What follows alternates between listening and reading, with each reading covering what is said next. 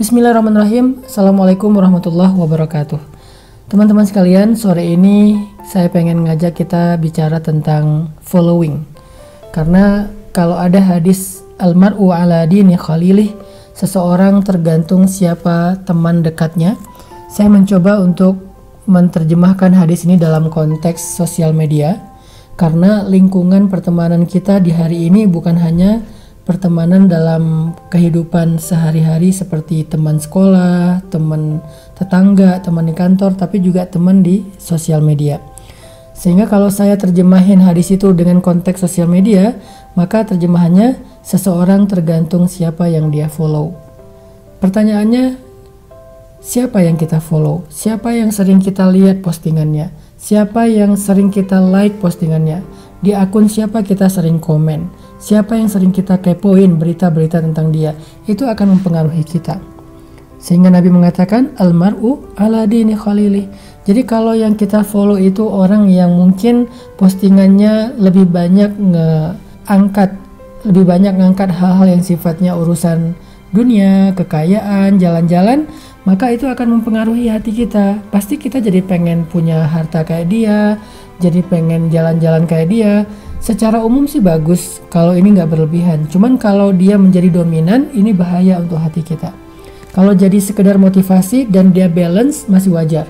Tapi masalahnya kalau yang kita follow hanya orang-orang yang mungkin postingannya hanya tentang dunia, saya pikir ini akan mempengaruhi hati kita sehingga kita menjadi orang yang lebih mencintai dunia daripada akhirat.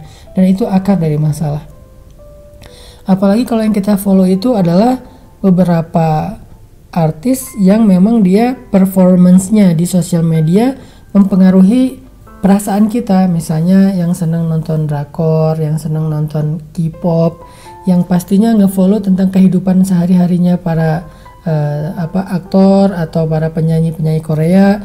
Mereka suka apa, mereka jalannya kemana, mereka ngapain di rumah kayak gimana, cara ngomong mereka, semua ditiru. Karena kita terpengaruh oleh apa yang kita follow.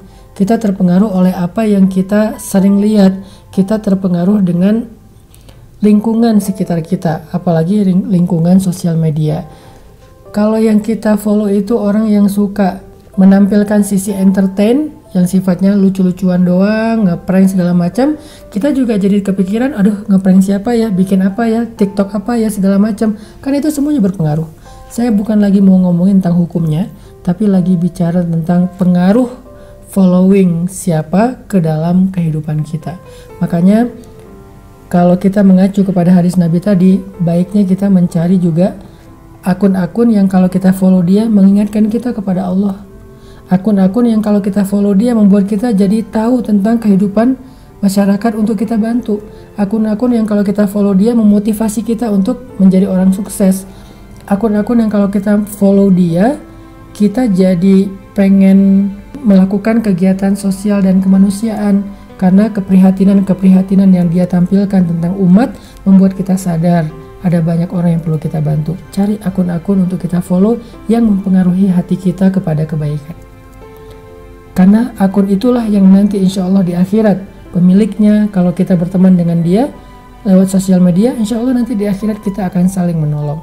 Makanya Allah Subhanahu wa Ta'ala berfirman di dalam surat Az-Zukhruf, Al-akhillau yawma idhin ba'duhum li ba'din adu. Al-akhillau yawma idhin ba'duhum li ba'din adu illa al-muttaqin.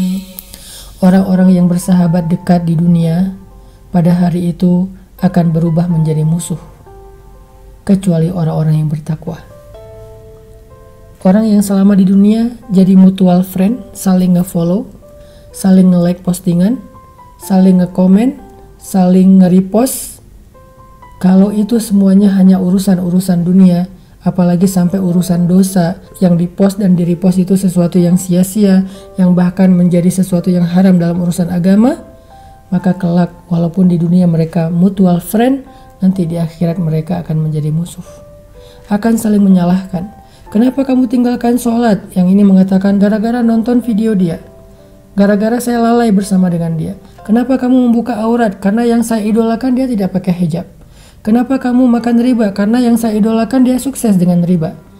Mereka akan saling menyalahkan. Orang itu juga akan mengatakan, saya tidak bertanggung jawab, saya tidak pernah mengajak kamu. Hidup kamu urusan kamu, hidup saya urusan saya. Mereka akan ba'duhum li ba'din adu, saling menyalahkan, teman-teman. Saya bukan mengatakan ayo kita unfollow masal, bukan. Tetapi kita coba untuk perhatikan siapa yang kita jadikan mutual friend kita di sosial media. Pertanyaannya, apakah dia mengingatkan kita kepada Allah? Kedua, apakah dia membuat kita semangat untuk menjadi orang yang sukses dengan karya? Ketiga, apakah dia menasihati kita tentang kebaikan? Mengajak kita untuk berbuat kebaikan, membantu orang lain secara sosial dan kemanusiaan? Kalau itu tidak ada di akun kita yang kita following, atau sedikit dibandingkan akun entertain dan akun-akun urusan dunia, berarti kita masih butuh mencari orang-orang untuk kita following lebih banyak lagi dalam kebaikan. Almar'u ala dini khalilih. Seseorang tergantung siapa yang dia follow, siapa yang dia ikuti, siapa mutual friendnya. Barakallahu fikum.